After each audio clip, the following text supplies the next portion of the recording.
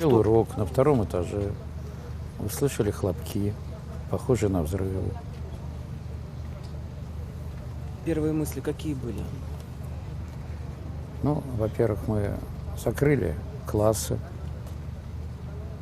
закрыли окна, не разрешили детям подходить к окнам, чтобы они присели все вдоль стены и успокаивали детей.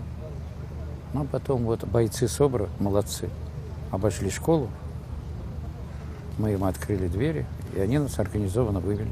Все.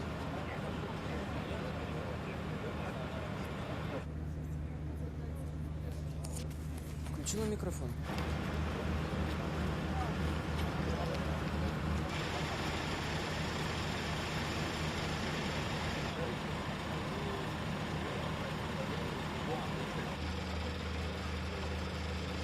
Я сейчас на данный момент... Нет, я даже не могу сейчас говорить, это тяжело.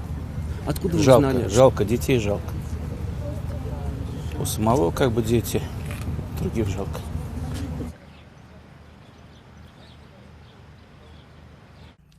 Не было никого.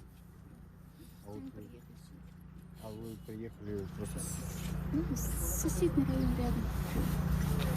Вы знали кого-то из... Нет. У меня внуки есть просто. А у меня тоже в школе учится, поэтому я переживаю. Я в школе сама работаю. Ну, а сколько работаете, да? Техничкой. Поэтому я переживаю, поэтому я в шоке вообще.